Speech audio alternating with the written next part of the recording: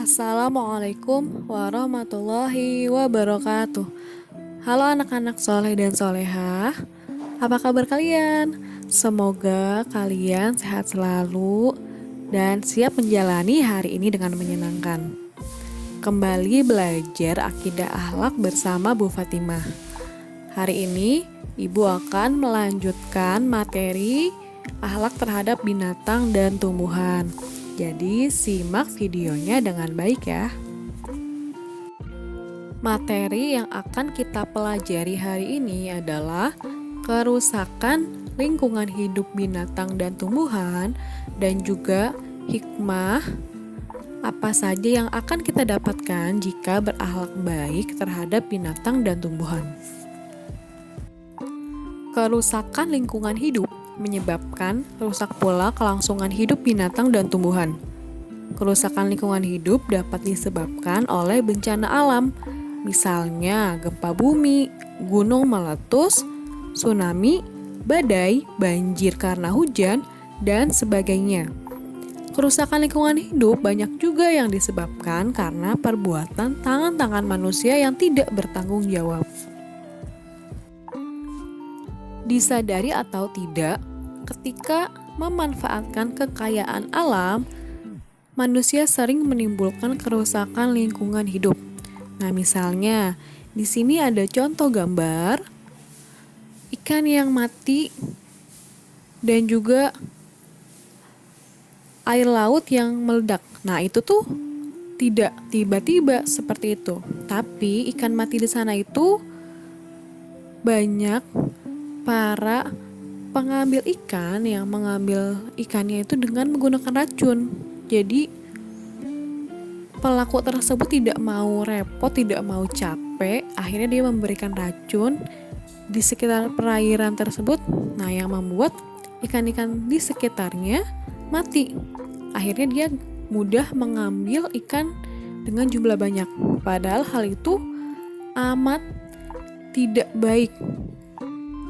Baik itu untuk kesehatan perairan dan juga nanti para konsumen ikan.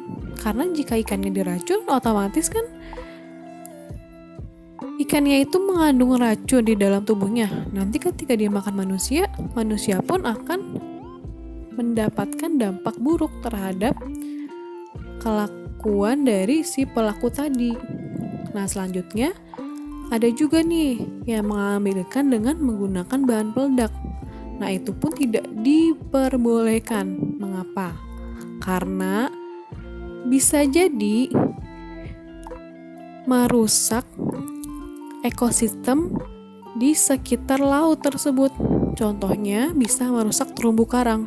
Padahal terumbu karang adalah tempat hidupnya dari hewan-hewan atau ikan-ikan tadi. Kalau seandainya tempat hidupnya tidak ada, bagaimana hewan tersebut akan berkembang biak? Contoh yang lain,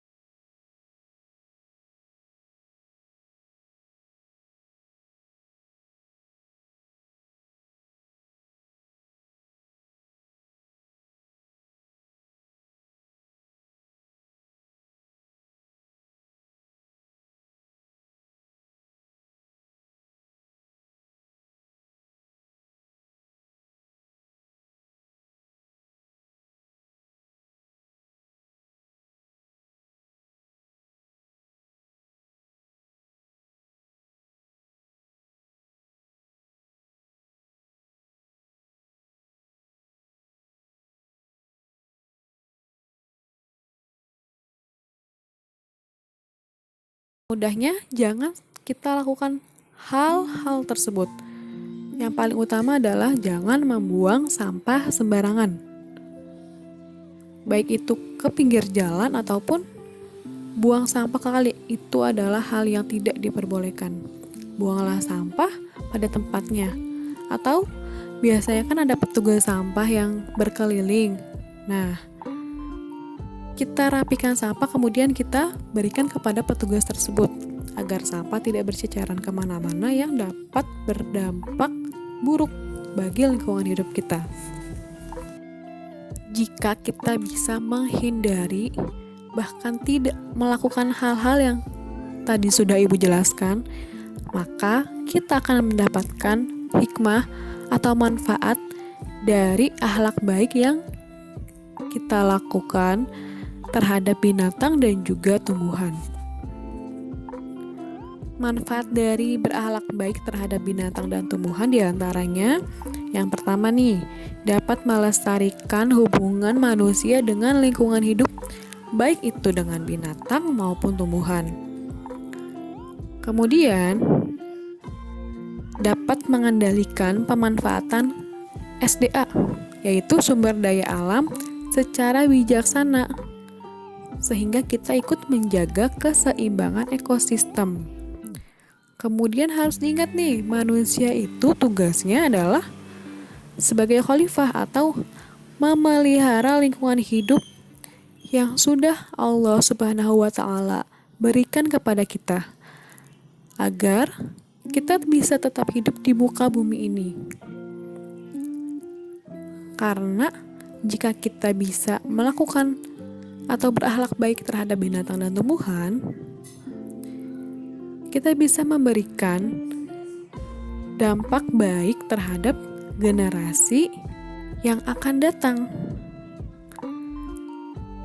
atau anak cucu kita. Karena jika kita tidak jaga dari sekarang, maka nanti anak cucu kita, generasi yang akan datang, bagaimana mereka akan hidup di muka bumi ini? Kemudian kita pun jika berakhlak baik terhadap binatang dan tumbuhan, berarti kita sudah melakukan kewajiban kita melindungi negara ini, bahkan melindungi bumi kita ini. Semoga kita bisa melakukan atau berakhlak baik terhadap binatang dan tumbuhan dan juga terhadap manusia, sehingga kita bisa mengambil hikmah dari perbuatan kita sendiri. Sekian pembahasan materi hari ini. Untuk tugasnya, silakan kalian kerjakan uji kemampuan yang ada di halaman 122 sampai 124, bagian 1 dan juga bagian 2. Tulis jawabannya dan kirim hasilnya ke wali kelas kalian masing-masing. Terima kasih yang sudah mendengarkan dengan baik. Sampai jumpa di pembelajaran berikutnya. Akhirul kalam, wassalamualaikum warahmatullahi wabarakatuh.